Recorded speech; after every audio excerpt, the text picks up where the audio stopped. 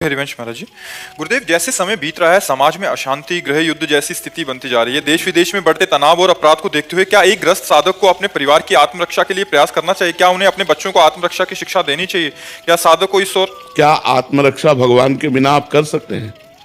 एक विचार करो, हमारा दिल ही फेल हो जाए एक सेकंड में को किसी कार्यवशात, तो हमारी सच्ची आत्मरक्षा भगवान से होगी। तो हमें चाहिए कि बच्चों को भी भगवान नाम जपना सिखाना चाहिए, भगवान की पूजा सिखानी चाहिए, गंदे आचरणों से बचना सिखाना चाहिए, संत और भगवंत की श्रद्धा उत्पन्न करनी चाहिए। अगर ऐसा हुआ तो आत्मरक्षा करने वाले बन जाएंगे, क्योंकि मुझे भगवान के सिवा और कोई आत्मरक्षा करने वाला नहीं। तो हमें लगता है कि आत्मरक्षा करने वाले भगवान ही है, दूसरा कोई नहीं है जो हमारी रक्षा कर सके। हमें ऐसा दिखाई देता है। आपको अगर कोई पॉइंट दिखाई देते हो तो बताओ। हमें तो सब पॉइंट रद्द नजर आते हैं, एक ही पॉइंट नजर आता है कि वो बचाना चाहे तो कहीं से भी बचा सकता है, और वो ना बचाना चाहे तो तुम कहीं भी मर सकते हो, कहीं भी फंस सकते हो, कहीं भी आपकी दुर्गति हो सकती है। भगवान भगवान सिर्फ भगवान बचा सकते हैं।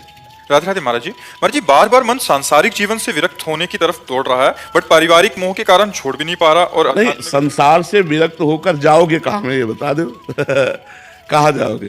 हम विरक्त हुए तो तुम्हारे बीच में तो आए।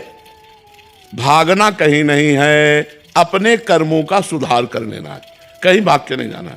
आज समय नहीं है कि आप विरक्त होकर घूम सको, मार डाले जाओगे। कहाँ एकांत, हमें जगह बता दो। एकांत कहाँ है? कहाँ कंदमूल फल है? एक बेर भी लेना तो पैसा है, कहाँ पानी है? नदियों का पी नहीं सकते, कुआं रह नहीं गया, हैंड पैप सूख गए, पानी कहाँ पियोगे? तो कर्म करना पड़ेगा सबको। भगवान आए तब कर्म किए, तो हम लोग तो मनुष्य हैं, तो हमें चाहिए गंदे आचरणों से वैराग्य हो। हम गंदा काम नहीं करेंगे, ईमानदारी से अपने कर्तव्य कर्म को करें और भगवान का नाम जप करें। ये बहुत बड़ी बात है। आज भागने का समय नहीं रहेगा। अपनी मेहनत करके नमक रोटी खाओ और दूसरों को 2 रोटी दे सको, ये बढ़िया बात है। कर्म के साथ धर्म से ही कर्म करना चाहिए, कर्म से धर्म के मार्ग में नहीं चलना चाहिए, धर्म से ही कर्म करना चाहिए। तुम्हारा जो धर्म है, तुम्हारा जो कर्तव्य कर्म है, वो धर्म से युक्त होना चाहिए। आज हम कर्म तो करते हैं लेकिन धर्म का त्याग करके, इसीलिए पतित हो जाते हैं। अगर धर्म में कर्म करें तो हमारा कभी पतन हो ही नहीं। गुरु जी, कर्म करते करते धर्म से पीछे हट जाते हैं। वही तो बात है। जैसे काम करते हैं, काम करते करते झूठ बोलते हैं।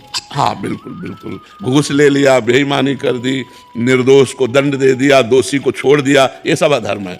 अगर हम धर्म पूर्वक कर्म करें तो हमारा कर्म ही पूजा है। हाँ, वैसे हमें लगता है ईमानदारी से क्यों धंधा नहीं चल सकता?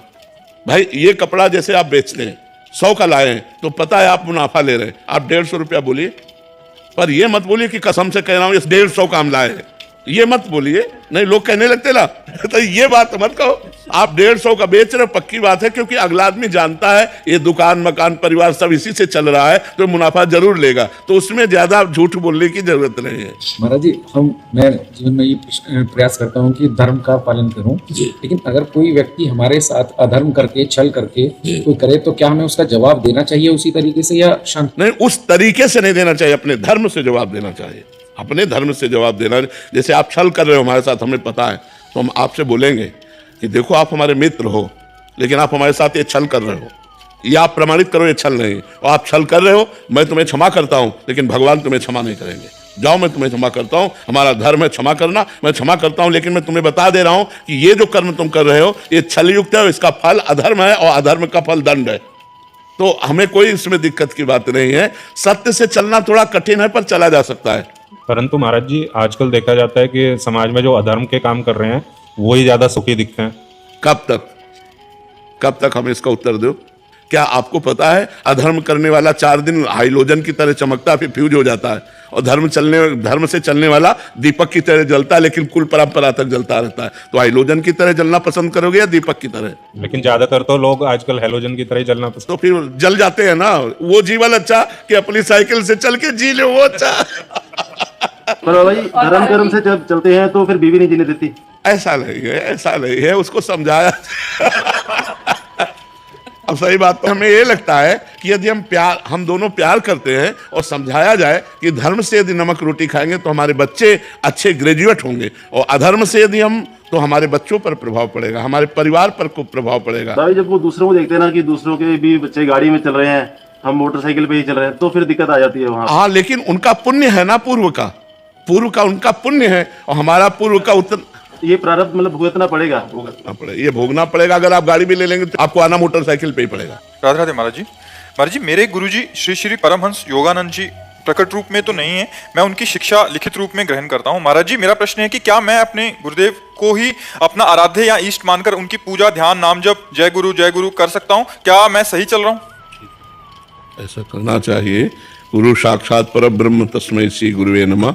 गुरु में पर ब्रह्म बुद्धि, इष्टाकार बुद्धि हो जाए और गुरु की आज्ञा का पालन करे और गुरु में ही चिंतन रखे। ध्यान मूलम गुरु मूर्ति, पूजा मूलम गुरु पदम, मंत्र मूलम गुरु वाक्यम, मोक्ष मूलम गुरु कृपा, उसी से हो जाएगा। कोई अलग से साधना की जरूरत नहीं।